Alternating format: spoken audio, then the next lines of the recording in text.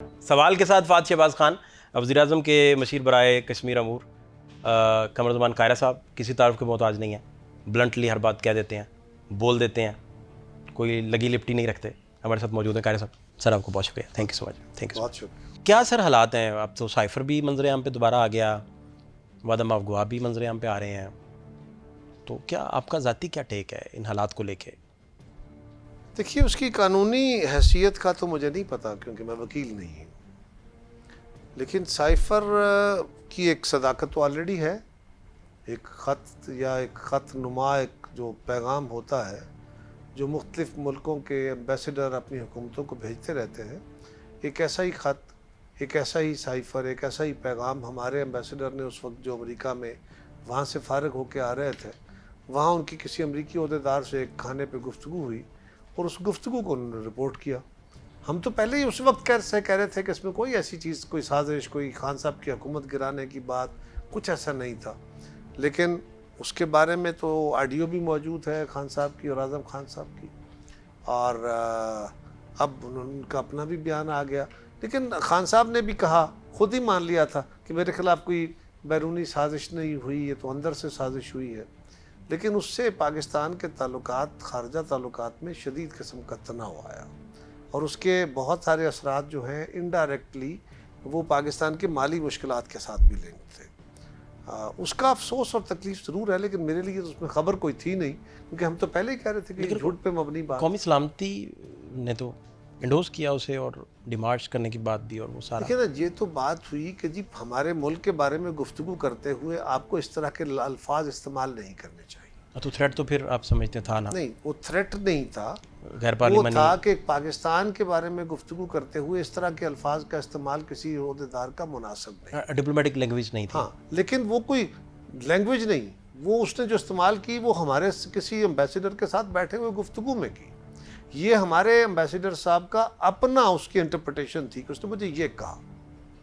ये अमरीकी किसी हुकूमत की तरफ से तो मैं ख़त नहीं आया था ना जी, डायरेक्टली पाकिस्तान को तो ख़त लिखा नहीं गया। एक किसी खाने पे, किसी रेस्टोरेंट में एक खाने पे मुलाकात हुई, उस मुलाकात के अंदर डिस्कशन हुई, डिस्कशन को इंटरप्रेट किया हमारे एम्बेसडर ने यहाँ पे उस ख़त, उस जो साइफ़र जिसको कहते हैं, तो उसके अंदर जो गुफ्तगू उन्होंने की उसके ऊपर पाकिस्तान ने कहा कि ये जो हमारी रिपोर्ट हुई है ये मुनासिब नहीं है, आपके अल्फाज, इस तरह के अल्फाज पाकिस्तान के लिए इस्तेमाल नहीं करने चाहिए, या ये डिप्लोमेटिक लैंग्वेज नहीं है। जहाँ तक साजिश का ताल्लुक है, उन्होंने उस वक्त भी कह दिया था उसी नेशनल सिक्योरिटी में कि इसमें कोई साजिश का आंसर नहीं है, इसमें कोई मदाखलत का आंसर नहीं है।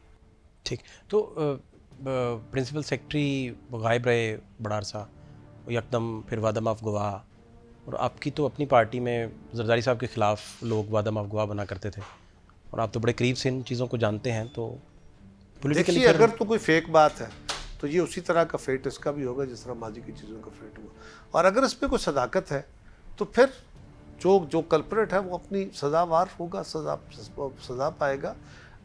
आज़म खान साहब को किसी ने उठाया था या आज़म खान साहब खुद इत्माम यानी अपने वजह से वो साइड लाइन पे थे। बहुत सारे लोग आगे पीछे हुए थे ना, जिनके वारंट निकले, जिनके खिलाफ केसेस हैं, तो बहुत सारे लोग छुप गए थे जो कानूनी तौर पे इदारों के कब्ज़े से या उनके काबू आने से बच गए या निकल गए साइडों पे। अभी भी कई लोग होंगे, तो उसी तरह आज़म खान साहब भी हो सकते हैं, और ये भी हो सकता है कि उनको किसी ने पकड़ा, मेरे इल्म में तो है नहीं, लेकिन उन्होंने बयान दिया है। अब वो आज़ाद आदमी है। अब ये कोई इस बयान पे तो सारा फैसला नहीं होना, इस पर तो ट्रायल होना है, ओपन कोर्ट में होना है, सब कुछ चलेगा, तो दूध का दूध पानी का पानी हो जाएगा। लेकिन एक बात है, अगर ये फेक है, जालसाजी है, तो इसका भी मुकद्दर वही होगा जो माजी में इस तरह के केसेस का हुआ, और अगर ये दुरुस्त है तो ये बहरहाल बड़ा सीरियस इल्ज़ाम। लेकिन डैमेज फिर कंट्रोल नहीं हो पाता, पॉलिटिकली डैमेज हो जाते हैं बड़े। ज़रूरी तो नहीं कि फेट, आपकी बात ठीक है, मैं एग्री करता हूँ आपसे, लेकिन एक इस वक्त में देखिए, एक चीज़ ऐसी है, बड़ी इम्पोर्टेंट है मेरे ख्याल से। एक तो है ना, मैं आप पे इल्ज़ाम लगा रहा हूँ या आप मुझ पे इल्ज़ाम लगा रहे हैं। आपने अपने तौर पे एक इल्ज़ाम लगाया, उसमें आपने मुझे पकड़ लिया, अच्छा जी आपके पास ये गाड़ी है, ये फ़लाँ है, आपकी लिविंग बियॉन्ड मीन्स है, लिहाजा हम आपको पकड़ के अंदर कर रहे हैं, और अब आप साबित करें आपके पास ये चीज़ें कहाँ से आई, तो वो तो गिरफ्तारी गलत है। एक ये है कि मैंने कुछ ऐसे एक्ट किए जिससे मेजॉरिटी ऑफ द पीपल ये समझ रहे हैं कि मैंने झूठ बोला है, गलत कारी की है, और उसका नुकसान हुआ है मुल्क को। तो उसके लिए कानून क्या कहता है वो एक डिफरेंट सूरत हाल है। हमने उस सूरत हाल के तहत देखना है चीज़ों को। ये खाली मीर एक दूसरे पे एलिगेशन की बात तो नहीं है। मैं आप बड़े सीजन पॉलिटिशियन हैं, मैं जानना बेसिकली ये चाह रहा हूँ कि नवाज शरीफ के प्रिंसिपल सेक्रेटरी जेल में रहे, इमरान खान का प्रिंसिपल सेक्रेटरी लापता, बाद में वो वादा माफ गवाह बन के आया, कल कलाम बिलावल अगर पावर में आ जाते हैं और प्राइम मिनिस्टर बन जाते हैं तो उनके प्रिंसिपल सेक्रेटरी भी इसी रवायत ऐसा के नहीं तहत। होना चाहिए। मैं तो ये कह रहा हूँ जी, वाज़ेह तौर पे कह रहा हूँ कि अगर ये मफरूज़ा है, अगर ये क्राफ्टेड है, तो ये उसी इसका मुकद्दर वही होगा जो माजी के केस का हुआ। अगर इसमें सदाकत है तो फिर ये बड़े सीरियस कॉन्सिक्वेंसेस हैं। यहाँ कारी साहब, अब आप समझते हैं कि मशक़ सितम पॉलिटिशियन बन के बस हो गया, उकता चुका है, उसने बात उकताने की शायद नहीं है। देखिए ना, बात यह है रेजिस्ट करना शायद छोड़ आप जरा दिया है। ये फरमाइए, इस बात को एक तरफ रख दीजिए कि उस खतो किताबत में कोई सदाकत है नहीं है, क्या है, जो कुछ हुआ क्या उससे पाकिस्तान का नुकसान नहीं हुआ? अमेरिका के साथ पाकिस्तान में एक मफरूज़े के ऊपर इल्ज़ामात लगाने के नतीजे में बड़ी ताकतें तो अपने उनके नखरे होते हैं। आपके खिलाफ ख्वाजा आसिफ नवाज शरीफ साहब जब सुप्रीम कोर्ट चले गए थे मेमो गेट स्कैंडल में, और पीपल्स पार्टी और वो सारा कितना चेहरा मस्क हुआ था, वो भी तो नुकसान हुआ था। उस वक्त ये था कि हमारे किसी बंदे ने, इल्ज़ाम ये था कि हमारे किसी बंदे ने अमरीकी हुकूमत से मदद मांगी है, हमारी तरफ से तहर्रुक हुआ है, वहाँ उन पे इल्ज़ाम है। ये दोनों में कोई मसलत नहीं है। नहीं, फेस तो डैमेज दोनों में। नहीं, ऐसा नहीं है। फेस डैमेज होना इशू नहीं है। ठीक। यहाँ एलिगेशन किसी और पे है कि उन्होंने ये इरादा जाहिर किया, उन्होंने कहा, उन्होंने थ्रेट दिया, उन्होंने ये किया। वहाँ तो ये इल्ज़ाम था ना कि जी हमारे ओहदेदार ने, हमारे सफारतकार ने उनके किसी ओहदेदार से जाके कोशिश की है कि हमारी मदद करें। तो ये बिल्कुल मुतसादिम चीज़ है। ठीक, तो अभी आप समझते हैं निगरानों पे काम हो रहा है जी, बात आगे चली है? यकीनन हो रहा होगा जी, निगरान हुकूमतें बननी है, उस पर वज़ीर आज़म साहब की जिम्मेदारी है, वो काम कर रहे होंगे। तो क्या आप इनपुट जो अब तक शेयर कर सकते हैं इस पे, कोई ऐसी बात? मेरे इल्म में तो नहीं है, क्योंकि मेरे साथ कोई कंसल्टेशन ना जमात अभी नहीं तक तो नहीं हुई। लेकिन नेचुरली वज़ीर आज़म साहब को सोच भी रहे होंगे, अपने इत्तेहादियों से मशावरत भी कर रहे होंगे, उनका अपना लीडरशिप का लेवल होता है ना, हमारे साथ अभी मशवरा नहीं हुआ। अभी आप तक बात नहीं। ठीक, तो पीपल्स पार्टी को तो कंसर्न्स हैं और वो कह भी रही है पब्लिकली भी, आप भी कई दफ़ा कई इंटरव्यूज़ में आपके देख रहा था, उसमें आप बता रहे हैं कि बर वक्त इलेक्शन बड़ा ज़रूरी है। तो कोई है खदशा कि इसमें कोई?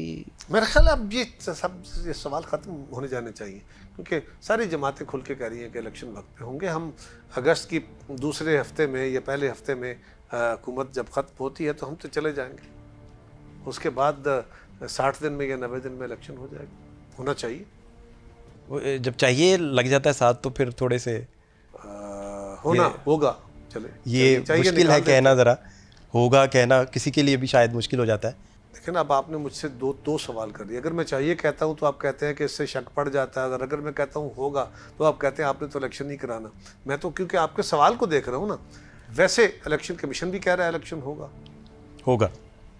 ठीक है, बिल्कुल ठीक है। शक व शुबात हमारे, क्योंकि मुल्क के अंदर बेशुमार, माजी हमारा बड़ा दागदार है इस हवाले से, रिकॉर्ड हमारा को अच्छा नहीं है, लिहाजा शक शुबे लोगों के रहते। आज हम बड़े सीजन बंदे से मिल रहे थे, तो वो आपकी तरह एक बहुत बड़ा स्टारडम है उनके पास और बड़ी शोहरत है माशाल्लाह से, सेल्फ मेड है वो भी। तो वो कह रहे थे कि निगरान वज़ीर आज़म का नाम आने के बाद पता चलेगा कि वो कितनी देर चलेगा। तो इस तरह की स्पेकुलेट देखें, फेडरल में हर बंदा ये बात। देखिए, ये जो होती है ना जी, लंगर गप कह लें या जो चाहे कहवा खानों की गपशप, या जिस तरह ड्राइंग रूमों के अंदर बैठ के लोगों की अपने ये कहानियाँ हैं। हमारे मुल्क के अंदर क्योंकि साजिशों का दौर है बड़ा और मसालेदार चुटकुले चलते रहते हैं, ये बात दुरुस्त है कि हमारे मुल्क के अंदर मीडिया के अंदर कोई, आप किसी कमरे में जाएं किसी के घर, तो कोई चैनल लगे होते हैं, टीवी चल रहा हो तो आपको टीवी देख के अंदाज़ा हो जाता है कि साहिब खाना का ताल्लुक़ किस जमात से है। किस एंकर का प्रोग्राम चल रहा हो तो फिर भी आपको अंदाज़ा हो जाता है कि साहिब खाना किसका प्रोग्राम दे रहा है। मेजॉरिटी में, सब का नहीं। केसेस के लिए जज साहिबान के अंदर जब केस लगते हैं तो आपको बहुत हद तक जजेस केस का फेट पता लगना शुरू, लोग प्रिडिक्ट करना शुरू कर देते हैं कि अब क्या होगा। सियासतदानों का भी यही आलम है, बाकी इदारों का भी यही आलम है। ये हमारे यहाँ बदकिस्मती हो गई। हमें इससे ऊपर उठना चाहिए। कानून और आइन के मुताबिक जो फैसले हैं वो होने चाहिए। ये जो केयर टेकर का इशू है, इस पर मेरा मौक़िफ़, मेरी जमात का मौक़िफ़ तो बाद में आएगा जब आएगा। मैंने अपना ज़ाती मौक़िफ़ इस पर दिया था और देता रहता हूँ, और वो ये है कि ये ओहदे, यूँ तो बहुत सारे लोग आजकल अचकने शेरवानियाँ को वस कोटियाँ लेके फिर रहे हैं। आपसे किसी ने अच्छे टेलर का पूछा है? वो जो वो उनके लिए मखसूस लोग ऑलरेडी होते हैं। शेख रशीद साहब मुझे याद आ गए। उन्होंने एक इंटरव्यू मैंने सुना तो उन्होंने कहा मैं जरदारी साहब से एक दफ़ा मिला तो मैं कमर ज़मान कायरा साहब की सिफारिश लेके गया कि इनको प्राइम मिनिस्टर बना दें, तो मुझे वो वाक़या फौरी याद आ गया। इस पे कभी आपकी शेख बात साहब का हुई शेख शुक्रिया साहब जी। की? नहीं, मुझे पता है जी, किया था उन्होंने। तब वो जब यूसुफ रज़ा गिलानी साहब को डिस्क्वालीफाई किया गया, उसके बाद राजा परवेज़ अशरफ जब आए थे तो उस दरमियान में उस वक्त जब वो फैसला हो रहा था, उस दौरान ये भी था, मेरा भी नाम उसमें था, तो शेख साहब उसके लिए गए थे जरदारी। चलो उनकी मेहरबानी है। राय साहब का फैसला हुआ, मेरे बड़े भाई हैं, उनका मुझे बड़ी खुशी थी और मेरे से सीनियर है। लेकिन वज़ीर आज़म के ओहदे के लिए, केयर टेकर के लिए, या वज़ीर आला हो या कोई वज़ीर हो, ये ना जी खालिस्तन सियासी ओहदे हैं। ये मुंतखब अफराद के लिए, ये वो लोग जो अवामी राय के तहत मुंतखब होते हैं, उस प्रोसेस का हिस्सा हैं। उनका वो तजर्बा है, उनके माजी के तजर्बे को, उनके किरदार को देखते हुए फ़ैसला हो। लेकिन ये है खालिस्तन सियासी ऑफिस। इस पे कोई रिटायर्ड जज, कोई जर्नल, कोई ब्यूरोक्रेट, कोई कारोबारी, कोई जर्नलिस्ट, ये कैसे बैठ के फैसले कर सकता है? ये कैसे उस सौदे की तौकीर बढ़ा सकता है? वो ऐसे कि जैसे जरदारी साहब ने अपने सबसे करीबी जो उनके हैं मोहसिन नकवी साहब, उनको पंजाब में लगाया निगरान। देखिए ना, मैं तो सिर्फ ये कह रहा हूँ कि ऐसा नहीं होना चाहिए। मैं तो ये कह रहा हूँ कि ये ऑफिस सियासी लोगों के हैं। जरदारी साहब ने गलत किया। मैं ये कह रहा हूँ कि ये सियासी लोगों के, इस पर सियासी लोगों को आना चाहिए। हमें अपने इन ओहदों की तौकीर करनी चाहिए। जो बंदा सारी ज़िंदगी यूनियन काउंसिल का इलेक्शन नहीं लड़ा, उसका कोई तजुर्बा नहीं है इस मामले का। देखिए ना, आपने रिपोर्टिंग शुरू की जी, आप फील्ड रिपोर्टर से चले, अब माशाल्लाह आप यहाँ इसी तरह बड़े बड़े एंकर्स हैं, बड़े बड़े कमाल का नाम है, और सियासतदानों से बड़े बड़े नाम है लोगों के। तो वो ऐसे तो नहीं बन गए। जो आज सुप्रीम कोर्ट के जज साहिबान बैठे हैं, वो 40-40, 35-35 साल की सर्विस प्रैक्टिस करके आए हुए हैं। इसी तरह हमारे फ़ौज के जो हैं जनरल साहिबान हैं, वो कुछ 30 साल को, 28 साल को, 32 साल, इतने सर्विस करके आते हैं। फेडरल सेक्रेटरी आते हैं। तो हर फील्ड के अंदर लोग उस फील्ड का रेलेवेंट तजर्बा रखते हैं। ये ऑफिस क्योंकि सियासी है, लिहाजा सियासी लोगों का तजर्बा रखने, सियासत का तजर्बा रखने। ये बात आप तो पब्लिकली आप कर रहे हैं, सबके सामने कर रहे हैं, और आप कह देते हैं हमें, जो भी आपके करीबी लोग भी या पार्टी के अंदर से भी बताते हैं कि वो आपकी रिप्यूट तो यही है कि आप बात करने से नहीं गुरेज करते, बात कह देते हैं। तो अपनी हायर अप्स को भी आपने ये लाजमी कन्वे किया होगा कि जर्नलिस्ट को ना इस तरह केयर टेकर लगाएं, या कि मेरी गुजारिश कोई ऐसा वाकया जो आप शेयर कर सकें। राय ली जाएगी तो मैं ज़रूर कहूँगा। यहाँ मुझसे मेरी राय पूछी गई, मैंने अपनी राय दे दी। बाकी मेरी जमाती चलूँगा मैं उसके साथ जो मेरी जमात फैसला करेगी। तो जारी बात है, आपका डिसिप्लिन है ना जी, वो तो ऑब्वियस, क्योंकि मेजॉरिटी ने फैसला करना है ना। अगर जमात की मेजॉरिटी फैसला करती है कि वो राय, हाँ, वो तो उसी राय के साथ फिर तो वो तो ऑब्वियस। ये मेरी जाती राय। तो वो जैसे प्रेसिडेंट पंजाब का है, उसमें चीफ जस्टिस भी मुंह देखते रह गए सियासतदानों का, और इलेक्शन ही ना हो सके। चलें, वो बहस तो एक अलहदा है ना कि टेक्निकलिटीज़ क्या थी, क्या मामला था। इसी तरह ही तो यही बातें फेडरल के लिए भी हो रही हैं कि खुदा ना खास्ता, ये मुमकिन नहीं, दोनों इसमें भी कोई मुमासलत नहीं है। इसलिए कि वहाँ मिड टर्म इलेक्शन हुए, असम्बलियाँ तोड़ी गई और हाथ साफ नहीं थे। उस वक्त के चीफ मिनिस्टर असम्बली तोड़ने से पहले भी कहते रहे ये गलत करा रहे हो, असम्बली तोड़ने के बाद भी कहते रहे गलत कराया गया। चौधरी परवेज़ लाई साहब के बयान रिकॉर्ड में है। बल्कि उन्होंने ये भी कहा कि फवाद चौधरी साहब जब गिरफ्तार हुए, उन्होंने कहा ये पहले गिरफ्तार हो जाता तो यार ये हमारी असम्बली ना टूटती। वो असम्बली नहीं तोड़ना चाहते थे। हम सारी जमातों ने कहा कि ये असम्बली दुरुस्त नहीं तोड़ी गई, हाथ साफ नहीं है। अदालत के अंदर जज साहब ने कहा कि हमें इस मामले का भी जायज़ा लेना चाहिए कि क्या ये असम्बली ठीक तोड़ी गई है, फिर एक सूबे की असम्बली को क्यों उठाया गया है। इसके ऊपर बेंच 9 से 7, 7 से 5, 5 से 3, पता है आपके सामने जी सारा। इसी तरह पार्लियामान के अंदर भी सारी जमातों ने, और पार्लियामान के बाहर भी सिवाय पीटीआई के बाकी सारी जमातें इस पर मुत्तफिक थीं कि पाकिस्तान में इलेक्शन एक दिन में होने चाहिए, एक सूबे का इलेक्शन अलग नहीं होना चाहिए। जमात इस्लामी भी कह रही थी, ठीक, जो हुकूमत का हिस्सा नहीं है। लिहाजा उसकी एक और सूरत थी, लेकिन वो मिड टर्म था। यहाँ तो आइन के मुताबिक असम्बली की मुद्दत ही ख़त्म हो गई ना, जितने अरसे के लिए आपको मैंडेट मिला था ख़त्म हो गया, उसके बाद पे क्या राय हो सकती है, उसके बाद कैसे आगे? बिल्कुल सही। तो ये परवेज़ इलाही साहब को जरदारी साहब से वादा ना निभाने की सज़ा फिर वो भुगत रहे हैं और वो अंदर हैं और बाहर ही नहीं निकल पा रहे। तो जी उन पे तो केसेस करप्शन के हैं, मुझे नहीं पता क्यों उनके ऊपर और क्यों कैसे गए, उनके ऊपर करप्शन के केसेस हैं जो मैंने मीडिया में देखे हैं। और कोई आप समझते हैं, लेकिन विक्टिमाइजेशन नहीं चल रही किसी लेवल पे भी? के ऊपर करप्शन के केसेस हैं, उनकी तो बहुत सारी स्टोरियां आपके पास भी, आप भी चलाते हैं, मीडिया वाले भी चलाते हैं, उनकी किताबें छपी हुई हैं। सो उनकी एक और दास्तान है। हाँ, अगर ज्यादती है उनका विक्टिमाइजेशन है, बिल्कुल नहीं होनी चाहिए, हो रही है किसी ने।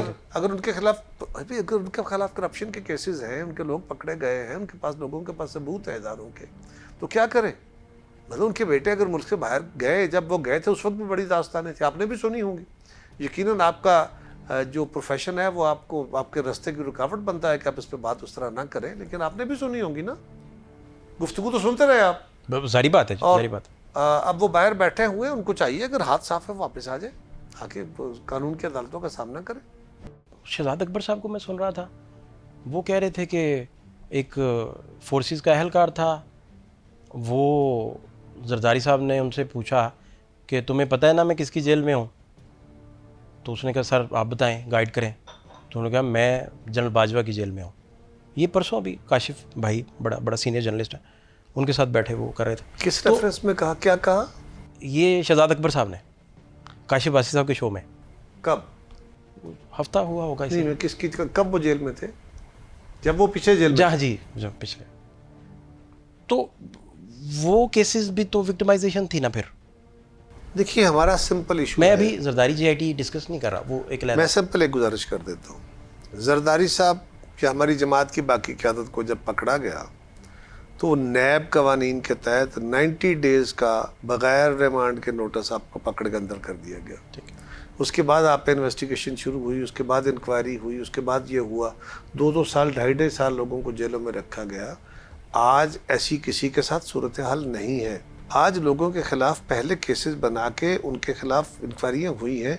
जो लोग इंक्वायरियों में या इन्वेस्टिगेशन में सपोर्ट नहीं कर रहे हैं या पेश नहीं हो रहे, उनके खिलाफ कोर्सिव एक्शंस हुए हैं, उनको गिरफ्तार किया गया। नहीं, यहाँ आपके कोलीग्स 90 दिन से पहले ही वो सरेंडर करके पार्टियाँ छोड़ के बाहर निकल आते हैं, या कुछ यकीन दहानियाँ करवा के कुछ डिफरेंट उन्होंने अप्रोच इस दफ़ा शायद आप लोगों से और आपकी सोबतों से बहुत सीखा, शायद तहरीक इंसाफ की जमात के लोगों ने, शायद किसी ने हमसे सीख लिया। तो उन्होंने कहा कि 90 दिन क्या करना है, नतीजा तो वही निकलना है। हम तो अपनी आदत के मुताबिक आज भी अपनी जगह खड़े। लेकिन बड़ी बात है कि प्राइम मिनिस्टर भी, सिटिंग प्राइम मिनिस्टर भी, उन पे भी इतने संगीन केसेस थे उन दिनों में, और वो क्विटल उन्हें मिल गया और वो सारा। देखिए हमारे मुल्क के अंदर जैली केसेस बनाने का, फेक केसेस बनाने का एक रिवाज तो है ना। अब जो आज केसेस हैं ये बन रहे हैं, इसका फैसला तो आने वाला वक्त करेगा। अभी तो उसके बारे में प्रेडिक्ट नहीं कर सकता मैं। आप अपनी राय रख सकते हैं। मेरी राय तो वही है जो गवर्नमेंट के अंदर बैठे हुए लोगों की, क्योंकि हमने वो सारा कुछ देखा हुआ है, वो सारा रिकॉर्ड हमने देखा हुआ है, और मैं समझता हूँ कि उसका फिर इन्वेस्टिगेशन होनी चाहिए, बिल्कुल इंसाफ होते हुए नज़र आना चाहिए। और अगर आप किसी के साथ ज़्यादती करेंगे, अल्टीमेटली आज नहीं तो कल वो बेगुनाह भी ठहरेगा और उसका बेनिफिशरी भी होगा। 9 मई के बाद पॉलिटिशियन के पास स्पेस कम सर हो गई, जो स्पेस थी। आप गाइड करें इस पे प्लीज़। 9 मई किसने किया? आप बताइए प्लीज़। मैंने तो नहीं किया, आपने किया। लेकिन आपने भी नहीं किया जी, पीटीआई ने किया ना, खान साहब ने किया ना करते। हम तो कह रहे थे बैठ के मुज़ाकरात कर लो, वे फॉरवर्ड निकालते हैं। हम तो लेके गए थे, हम तो बैठे थे मुज़ाकरात करने। हमने तो तय कर लिया था कि इलेक्शन मुल्क के अंदर एक दिन में होगा। शाह महमूद साहब थे, फवाद चौधरी साहब थे, उनकी कमेटी बैठी थी हमारे साथ। ये तय हो गया था कि ये हुकूमत बजट देगी, ये तय हो गया था कि जुलाई के महीने में असम्बलियाँ तोड़ दी जाएंगी, सिर्फ डेट तय होनी थी। खान साहब उससे मुफर कर गए, ना करते तो ये दिन ना देखते। हम तो सियासी जमातें रास्ते निकाल रही थी ना। करीब थे आपके उन्हें, वो फिर खान साहब की वजह से वो डील आगे चल ना सकी। आपको नहीं पता? जो रिपोर्ट हुआ, जो आप फरमा रहे हैं, ठीक बात है, वो तो उनकी पार्टी के लोग भी यही कह रहे हैं। हम तो ये कह रहे हैं कि बड़ा खुली बात है, पीपल्स पार्टी वो जमात है जिसने अपने सारे इत्तेहादियों को पहले इस बात पे कायल किया कि डायलॉग करें, वो नहीं करना चाहते थे। हमने अपनी जमात को फिर उसके बाद अपने इत्तेहादियों को कायल किया, उसके बाद जमात इस्लामी के पास गए। अब इमरान खान के पास जाना था, खान साहब के पास जाने से पहले हमें अदालत ने बुला लिया। अदालत में जाके भी हमने यही कहा, अदालत ने भी कहा कि हम आपको टाइम देते हैं, मुज़ाकरात करें। कमेटी बन गई, कमेटी में 2 मीटिंगें हुई, सब कुछ रिपोर्टेड है सारा है। जी जी। और दोनों मीटिंगों के अंदर स्टार्ट कहाँ से हुआ था? पीटीआई कह रही थी कि 14 मई को असम्बलियाँ तोड़ो और इलेक्शन में जाओ। हम कह रहे थे नहीं, 8 अक्टूबर की डेट दी हुई है इलेक्शन कमीशन, उस पर इलेक्शन होगा। हमारा ये व्यू था। हम यहाँ दोनों पोल्स अपार्ट खड़े थे। यहाँ से गुफ्तगू शुरू हुई और पहली मीटिंग, दूसरी 2 मीटिंगें हुई, उसमें तय हो गया कि इलेक्शन मुल्क के अंदर एक ही दिन होगा। सूबे पंजाब का इलेक्शन पहले नहीं होगा, केपी का पहले एक दिन इलेक्शन होगा, तय हो गया। फिर ये तय हो गया कि बजट यही हुकूमत देगी, यानी हमारी जून में बजट पास हो जाएगा। पीटीआई की डिमांड थी कि जुलाई के पहले हफ्ते में असेंबली डिसॉल्व कर दी जाए और इलेक्शन की तरफ जाया जाए। हमारी डिमांड थी कि बजट के बाद हमें थोड़ा सा स्पेस दे दें, 2-3 हफ्ते का, और चौथे हफ्ते में असेंबली डिसॉल्व कर दी जाए। ठीक। अब ये तीसरे दिन मुज़ाकरा, बाकी भी था कि गिरफ्तारियां हो रही हैं, केस बन रहे हैं, वो जैली इशूज़ थे, वो बड़े इशूज़ नहीं थे, वो सॉल्व मिलता। अब तीसरी मुलाकात जिस दिन होनी थी, शाम का टाइम था उसका तय। अब उसमें क्या था कि जी पहला हफ्ता जुलाई या चौथा हफ्ता जुलाई, अगर दोनों की बात नहीं तो कहीं मिड में कोई 12, 13, 15, 16, 17 डेट को हो जाती। जिस दिन ये मीटिंग होनी थी उस दिन 11 बजे खान साहब ने ऐलान कर दिया कि मैंने अपनी टीम को कह दिया है 14 तारीख को अगर ये असम्बलियाँ तोड़ के इलेक्शन का ऐलान करते हैं तो मुज़ाकरात करना, वरना वापस आ जाओ। उन्होंने मुज़ाकरात तोड़ दिए। उसकी वजह ये थी कि उन्होंने, अदालत ने जो फैसला सुनाया हुआ था हमें कि अगर मुज़ाकरात कामयाब हो गए तो डेट दे दूंगा, न कामयाब हुए तो 14 मई। तो खान साहब के हाथ में वीटो था, वो वीटो इस्तेमाल कर गए, वो वीटो गले पड़ गया। हम तो समझ रहे थे कि चीज़ें ख़राब हो रही हैं, अब खान साहब ने ये सारा कुछ किया। ना करते 9 मई हमने तो पैदा नहीं किया, हम तो 9 मई को बचने के लिए तमाम तर कोशिशें कर रहे थे। और अगर खान साहब तीसरे दिन के मुज़ाकरात को ना तोड़ते, जुलाई में असेंबली डिसॉल्व करने की डेट तय हो जाती, तो फिर 9 मई तो ना होता ना जी। अभी मैं तहरीक इंसाफ के चेयरमैन का टीवी पे बैठ के नाम नहीं ले सकता, मेरे पास स्पेस ही नहीं है, और ये स्पेस मुझे डेमोक्रेटिक गवर्नमेंट ने देनी है, आप लोगों ने देनी है। पाबंदी है, पाबंदी है, लीजिए, किसने रोका? मैं लेता हूँ ना, पैमरा हमें नोटिस कर देगा। देखिए ना, एक इशू है, आप इमरान खान का नाम लेने से तो नहीं रोक सकता कोई आपको। तस्वीर नहीं चला सकते, उनका स्टेटमेंट नहीं चला सकते। पॉलिटिकल लीडर के तौर पर आप खुदा ना खास्ता जेल में चले जाएं, अल्लाह ना करे, अल्लाह ना करे, और मेरे पास ये स्पेस ना हो, मैं आपकी आवाज़ ही ना उठा सकूं, तो फिर क्या आप क्या जेल में बैठ के सोचेंगे? यकीनन इसके साथ बहुत सारी चीज़ें और लिंक्ड हैं। प्लीज़, ये this is not very simple. Khan साहब का जो मीडिया का इस्तेमाल उन्होंने किया, और वो स्टेट के ख़िलाफ़ किया, जिस तरह लोगों को एजिटेट करके उन्होंने इदारों के सामने खड़ा करने की कोशिश की, सोशल मीडिया और फॉर्मल मीडिया को, अपनी तकारीर के ज़रिए जिस तरह वो लोगों से हलफ लेते रहे जलसों में खड़े होके कि बाहर निकलोगे तो इस तरह निकलोगे जिस तरह तुर्की में लोग निकले थे। ये जब सारा कुछ तकरीरें चल रही हों तो क्या इससे जलती पे तेल डलेगा या पानी? मैं इसको आज़ादी इजहार कहूँगा या पाकिस्तान की बर्बादी? सो उसके लिए अगर कोई आपको पैमरा ने या किसी और ने कहा तो उसके मैंने कुछ और है। मंटो के, आप उनके ऊपर बातें करना चाहते हैं, मंटो कोई और मैं अर्ज सुन लें, मंटो का एक और जहान था ना, उसको कोई रेलेवेंस। मैं अर्ज तो सुन लें, मुझे इजाज़त फरमाइए। प्लीज़ प्लीज़, आपका शुक्रिया। मंटो के अफसानों पे पाकिस्तान में मुकदमा चला के फोहश है, यहाँ आप उनकी तकरीरों की बुनियाद पे कह रहे हैं कि स्टेट के खिलाफ उन्होंने तकरीरों में सारा कुछ कह दिया विदाउट किसी अदालत से प्रूफ हुए। आप मुझे सिर्फ ये बता दीजिए, अगर मैं कहता हूँ कोई अदालत का वर्डिक्ट तो नहीं मैं आया? बताता हूँ जी प्लीज़। अदालत का वर्डिक्ट तो तब आएगा ना कुछ शक वाली बात हो। अगर वो कहते हैं कि मुझे गिरफ्तार किया गया या मेरे खिलाफ कोई एक्शन हुआ तो तुमने बाहर निकलना है, हकीकी आज़ादी के लिए निकलना है, और उस तरह निकलना है जिस तरह तुर्की के लोग निकले थे, जिस तरह तुर्की के लोगों ने टैंकों के आगे खड़े होकर नारे लगाए थे, हलफ दो मुझे, निकलोगे कुरान उठाओ। इसके क्या माने निकालते हैं? शक शुबा रह गया आपको? फिर भी इसका किसी कोर्ट फिर से आपका हुस्न जाना है, जो चाहे करें। बाकी आपका हुस्न ज़न, मैं क्या कोई वर्डिक्ट आ जाए, आपका हुस्न ज़न है, वो उसी वर्डिक्ट की बातें हो रही हैं ना। इसी के लिए केस कॉम्पिटेंट फोरम इसको, सर देखिए ना, इसी के लिए हो ना, एक एलिगेशन आ गया ना। मैं चाहता हूँ मैं और आप अभी फैसला तक ना तो- करें, कोई अभी तक कॉम्पिटेंट तो- फोरम अभी इसका, तक तो एलिगेशन है, किसी ने फैसला नहीं ना किया। फिर बंद हो गए, फिर भी हम नहीं चला सकते। मैं यही ना, तो अर्ज बात कर रहा यह है कि हूँ, अगर- कॉम्पिटेंट फोरम सर हमें बता दें। कॉम्पिटेंट फोरम से निकल जाएंगे ना वो, अगर निकल गए तो वो आज़ाद हो जाएंगे, हाँ। फिर वो आप उनकी तकरीरें भी चलाइए, सब कुछ चलाइएगा। अभी तो वो जब भी बोलते हैं वो रियासत और रियासती इदारों के खिलाफ जहर ही उगलते हैं ना, वो नफरत ही फैलाते हैं ना।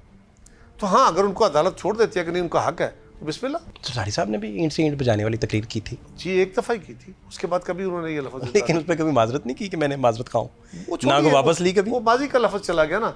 बात यह है कि एक गुजरावाला में नवाज शरीफ साहब ने भी, आप प्लीज़ कंटिन्यू करें प्लीज़। ना, मैं सिर्फ ये अर्ज कर रहा हूँ कि जरदारी साहब ने माजी में एक बात कही, वो ना कहते तो बेहतर होता, पर हो गई। लेकिन खान साहब को तो ये बाकायदा प्लान था ना कि आप अपनी पूरी ऑर्गेनाइजेशन को खड़ा कर रहे हैं, आप इस मुल्क की यूथ को खड़ा कर रहे हैं, आप इस मुल्क की खवातीन को खड़ा कर रहे हैं। किसके खिलाफ?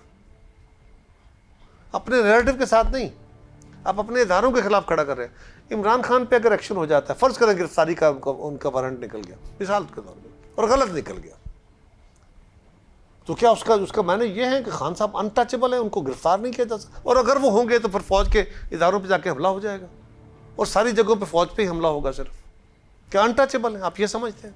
अब मुझे ये भी जानना है आपसे कि आप जैसे जो कायरा साहब शख्सियात हैं, डेमोक्रेटिक सोल जो हैं, प्योर जो मानते हैं पॉलिसी और पार्टी पॉलिसी और इन सारी चीज़ों को लेके चलना, और पार्टी के साथ भी खड़ा होना, डिसिप्लिन के साथ भी, और हर बात पे पार्टी जस्टिफाई भी करना, थोड़ा वैसे मैं पूछ रहा हूँ, टफ ज़रा हो जाता है, बोझ आ जाता है सीने पे, या आप कहते हैं देखिए ना, मेरा ये अब हक आप है, यूज्ड टू हो गए कि नहीं, मेरा ये हक है, अगर तो ये शख्सी हाकमियत का दौर हो और मैं इस मुल्क का बादशाह हूँ, तो फिर मैं जो चाहूँ हुक्म दे लूँ उस पूरा हो जाए। यहाँ मुझे राय देने का हक है, मैं अपनी राय दे रहा हूँ यहाँ बैठा हुआ। जब जमात के अंदर बैठ के हम राय देते हैं, वहाँ मेरा हक है कि मैं अपनी राय दूँ जमात के अंदर बैठे हुए। बहुत सारी चीज़ों के अंदर हम राय मीडिया में बैठ के नहीं देते। आप बहुत सारे सवाल करेंगे, मैं अवॉइड कर दूँ जी, और मैं कह देता हूँ कि मैं इस पर राय नहीं दे सकता क्योंकि ये मेरी जमात की राय है, या मैं ये हुकूमत के अंदर बैठ के राय दे सकता हूँ। मेरे पास वो फोरम्स मौजूद हैं। अब ये फरमाइए, डेमोक्रेसी क्या है? डेमोक्रेसी कसरत का नाम है ना। ऐवान के अंदर कानून साजी होती है, कुछ लोग कहते हैं कि ये कानून बनना चाहिए, कुछ लोग कहते हैं नहीं, इस कानून के बनने से बड़ा नुकसान हो जाएगा। वो बड़ी ज़ोरदार तकारीर करते हैं, उनका लॉजिक होती है अपनी। लेकिन जब मेजॉरिटी कहती है कि नहीं ये बन जाना चाहिए, तो फिर वो कानून बन जाता है, वो मुल्क के अंदर मुरवजा कानून होता है। माइनॉरिटी का ये हक होता है कि वो लोगों को और पार्लियामेंट के अंदर बैठे हुए लोगों को, जमातों को कायल करे कि नहीं ये कानून गलत बना है, इसको ठीक करना चाहिए। लेकिन जब तक वो कानून लागू है, उस कानून के ऊपर अमल होना है। मैंने उसके खिलाफ वोट दिया या मैंने उसके हक में वोट दिया, इसी तरह जमात के अंदर बैठे हुए मैंने अपनी राय देनी है। लेकिन अगर कसरत की राय मेरी राय के खिलाफ आती है तो मुझे कसरत की राय के साथ जाना है। हाँ, मुझे उस कसरत को, अक्सरियत को, लीडरशिप को, जमात के अपने फोरम को कन्विंस करने की कोशिश करते रहना चाहिए कि जनाब ये फैसला, मेरी राय जो है वो दुरुस्त है। और अगर कसरत मेरे साथ आ जाती है तो फिर मुझे इस पर बात करनी चाहिए। वरना अगर मैं ये कहूँ कि आप फ़र्ज़ करो 100 बंदे बैठे थे, आप 80 बंदों ने जो फैसला किया है वो गलत है, जो मैं एक बंदा कह रहा हूँ यही दुरुस्त है, इसको मानो, ये डेमोक्रेसी नहीं। अच्छा कायरा साहब, अभी आज के दिनों में पार्टी का आपका तशख़्ख़ुस एक होना चाहिए ना जी, एक अलहदा। अभी बिलावल हाउस में और जाती उमरा में क्या आपको फ़र्क महसूस होता है? अब जब आप अपनी पार्टी को देखते हैं, किस चीज़ का क्या फ़र्क होता है? पीपल्स पार्टी का फ्लेवर और था, नून का फ्लेवर और था। तो क्या हुआ फ्लेवर पीपल्स पार्टी को? क्या पीपल्स पार्टी आज डेमोक्रेट नहीं रही? क्या पीपल्स पार्टी आज प्रो फेडरेशन नहीं रही? क्या पीपल्स पार्टी आज प्रो लेबर नहीं रही? क्या पीपल्स पार्टी आज प्रो पेजेंट्स नहीं रही? क्या आज खवातीन के हकूक़ की जंग नहीं लड़ रही? क्या आज मीडिया की आज़ादी की बात नहीं कर रही? पीपल्स पार्टी ने कौन सा ऐसा गलत काम कर दिया जी? आप कह रहे हैं कि कोई नहीं, सेम देखें ना, बहुत सारी चीज़ों के अंदर आपका एतराज़ हो सकता है, उसका इम्तदाद ज़माना है, चीज़ें ख़राब हुई हैं, ठीक करने की ज़रूरत है। अदाद शुमार वाइज देखें तो पंजाब में आप काफ़ी, देखिए ना, ये सियासी तौर पे 13 में भी तीसरे नंबर पे थे आई थिंक, और 18 में भी। देखिए मेरे भाई, 2002 में हम अक्सरियत में थे और हमारे तोड़ के पैट्रियट बना दिए गए। अगर उस पूरी तारीख को आप बयान करें कि क्या किया गया, 2013 में भी हमारे ही लोग तोड़े गए और 2018 में भी हमारे ही पंजाब से लोग तोड़ के इमरान खान के साथ मिलाए गए, अब ये भी बदला अगर आप, साथ बयान फरमा दें। अगर आप ये बदला अब नहीं, मैंने चेयरमैन से ले ये रहे एक और हैं बहस है और परवेज ये एक और खटक बहस साहब को, देखिए, ये एक अलीम और खान बहस है, को। ये एक और बहस है, ये मेरा सवाल नहीं है, जी, ये आप करिए। मैं तो ये कह रहा हूँ कि आप मुझे जो कह रहे हैं, ताना दे रहे हैं कि अब आप मैं कमज़ोर हो गया, मैं बिल्कुल हो गया हूँ कमज़ोर। मैं इंशाल्लाह वापस आऊँगा, आपको नजर आऊँगा। कतन ताना नहीं मैं नहीं सर, मैं Please, ताने सब चले, मेरी इंटरप्रिटेशन उसको ताने की, आपने शायद ना दिया हो। लेकिन सवाल ये है कि मेरे साथ जो कुछ हुआ, क्या पैट्रियट हमारे बने जी, क्या 2013 में हमारे लोग तोड़े गए? तोड़े गए जी, क्या 2018 में हमारे लोग तोड़ के इमरान खान के साथ मिलाए गए? जी मिलाए गए। फिर हमारा क्या कसूर था जी? यहाँ तो सियासी जमातों को कमज़ोर करके अफराद को मजबूत किया गया, कबीलों, बरादरी, मसलक, इसकी पैसे की सियासत को तगड़ा किया गया, इलेक्टेबल के नाम पे एक बीमारी खड़ी कर दी गई, जमातें कमज़ोर कर दी गई। आपके उस सवाल पे कि जाती उमरा में और बिलावल हाउस में क्या फ़र्क है, मैंने ये पूछा कि मुझे नहीं समझ आया कि आपने सवाल मुझसे किस रेफरेंस से किया, ताकि मैं उसका जवाब दे सकूं। तो अभी कह रहे हैं साहब, आप फिर शायद कंट्रोल नहीं, डेमोक्रेटिक लोगों की गिरफ्त नहीं रही, जो तारीख आपके साथ दोहराई गई वो तारीख आज दोहराई जा रही है। परवेज खटक पैट्रियट बना के बैठ गए हैं, अलीम खान ग्रुप अलहदा बैठ बिल्कुल के गलत बात है। एक डेमोक्रेटिक ये भी आपका मुमासला दुरुस्त नहीं है। आप बताइए प्लीज़।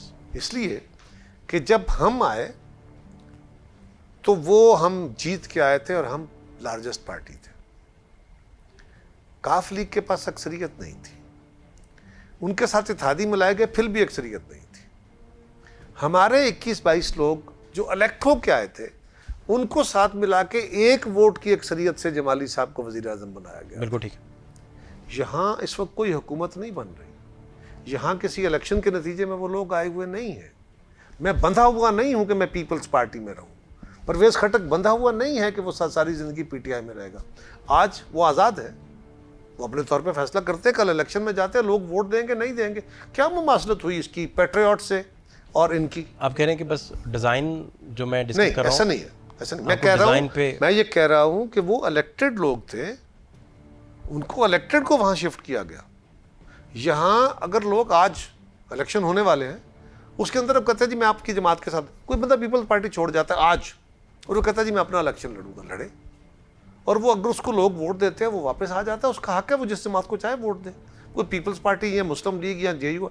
लेकिन आज परवेज खटक हो या कोई और हो, अगर तो वो इलेक्टेड लोग उसकी बुनियाद पे जाके अपनी वफादारियाँ तब्दील करके किसी और की हुकूमत बना रहे हैं, तो बिल्कुल डिफेक्शन है, फलान है, ख़राबी है। ये कोई एक तरफ आप कह रहे हैं कि जमाती जो हेजेमनी है, ये ताकत है, ख़त्म हो जानी चाहिए, जमात को ये नहीं होना चाहिए कि जो जमात की या अमरीत जमात की आ जाए। दूसरी तरफ अब ये कह रहे हैं कि बंदा बेशक इलेक्शन में नहीं है, अगला इलेक्शन एक दफ़ा एक जमात से लड़ा है, आइंदा भी उसी जमात से। ये आप पॉलिटिकल इंजीनियरिंग से करार ही नहीं दे रहे। मैं ये नहीं कह रहा, वो उसके पीछे क्या गेम है वो अलग बात है। पहले मैं तो अपेरेंटली बात कर रहा हूँ कि इस वक्त वो सूरत हाल, मैंने आपके इस पूरी कहानी आपको इसलिए सुनाई कि आपने कहा कि हमारे पैट्रियट और इसमें फिर क्या फ़र्क है, तो मैंने वो फ़र्क बयान किया। अब बड़ा ज़बरदस्त आपने। मैं अब आखिर में कोई 1-2 मिनट हमारे पास और है, मैं जानना ये चाह रहा हूँ कि संजरानी वाला इधर जब इशू बना, अदम एतबार उनकी नाकाम हो गई, वो एक इशू बना, और उसके अलावा फरियाल बीबी को मेरे ख्याल चांद रात थी जब गिरफ़्तार कर लिया गया। अब जरदारी साहब उसके डायरेक्टर थे, फरियाल डायरेक्टर थी, CEO बिलावल थे, लेकिन बिलावल साहब बच गए बड़े आराम से। साकिब निसार भी उनके हक़ में कहते रहे कि इन पे क्यों आपने ECL में क्यों डाला है। कैसे CEO थे वो? जिस कंपनी ओमनी ग्रुप का जो सारा केस था, जो JIT बनी थी, उसमें फरियाल भी डायरेक्टर थी, जरदारी डायरेक्टर थे और बिलावल CEO थे उसके। बिलावल साहब जब वो कंपनी को बनी थी, जिसके बारे में मुझे सारी डिटेल का नहीं पता, लेकिन बिलावल साहब उसके उस वक्त वो बच्चे थे अभी, वो किसी एक्टिव रोल में नहीं थे, कोई डॉक्यूमेंट उनका साइन नहीं था, उनका परफार्मा नाम ज़रूर होगा, मुझे सारी डिटेल का नहीं पता। सो बिलावल साहब अमली तौर पे किसी रोल में नहीं थे, उसके कोई बेनिफिशरी नहीं थे। हाँ, फैमिली का नाम है ना कि उसका नाम उनका था, उस पर शामिल होगा, लेकिन उनको उस रंग में लेना ये मुनासिब नहीं है। आप फरमा रहे हैं कि इसमें, क्योंकि जब हम नवाज शरीफ साहब के एक्विटल की बात करते हैं 5-0 से सुप्रीम कोर्ट की, तो नून वाले और बाकी सारे दोस्त और कोलीग्स आपके सारे वो यही बताते हैं कि ये एक साजिश थी जिसमें अदलिया के कुछ लोग मुलविस थे, कुछ पावरफुल लोग मुलविस थे और एक्विटल हुआ। सर मैंने उस एक्विटल का मिसाल नहीं दे रहा, मैं उधर ही आ रहा हूँ। मैं ये कह रहा हूँ कि बिलावल साहब का जिस वक्त वो कंपनी फार्म हुई कितनी उम्र थी उनकी? FIA का रिकॉर्ड बताता है कि वो अभी वो जुवेनाइल जो आप फरमा रहे हैं वो नहीं था, FIA के रिकॉर्ड के मुताबिक। वो जुवेनाइल थे, उनका उस कंपनी के किसी भी डॉक्यूमेंट, किसी जगह पे किसी उनकी फिजिकल प्रेजेंस उस तरह उनकी नहीं थी। एक परफार्मा नाम ज़रूर था और मुझे उनकी डिटेल का वैसे पता भी नहीं है क्योंकि उनका ये फैमिली इशू है, मैं कोई उनके कॉर्पोरेट मैटर्स तो नहीं देखता। लेकिन सवाल ये है कि एक माजी में जो बातें हुई, मैं तो आज के रेलेवेंस से बात कर रहा हूँ। हाँ अगर है तो क्यों छोड़ दिया, कि किसने छोड़ा? किसी ने नहीं छोड़ा। बिलावल साहब तो को सॉफ्ट कॉर्नर था इदारों के अभी, और साकिब निसार साहब का भी। आपका ये हुस्न ज़न है कि आप ये कह रहे हैं कि उनके वाले साहब के लिए नहीं था, उनकी फूफों के लिए नहीं था, उनकी जमात के लिए नहीं था, उनके साथियों के लिए नहीं था, सिर्फ उनके लिए था। वो इसी तरह ही, क्या ये सॉफ्ट कॉर्नर था? वो इसी तरह ही जैसे शहबाज शरीफ अंदर थे, हमजा अंदर थे, सलमान शहबाज के लिए सॉफ्ट कॉर्नर था, उन्हें बाहर भेज दिया गया। सेम इसी तरह ही सलमान शहबाज को भेज दिया गया या चले गए, ये आपको पता होगा, मुझे तो नहीं पता। आपने कीमती वक्त दिया और एक प्योर डेमोक्रेट की तरह आप हमेशा रिस्पॉन्ड करते हैं और आपकी बहुत फॉलोइंग है, आप बहुत पॉपुलर हैं। आपके कीमती टाइम का बहुत शुक्रिया। Thank you so much. Thank you so much.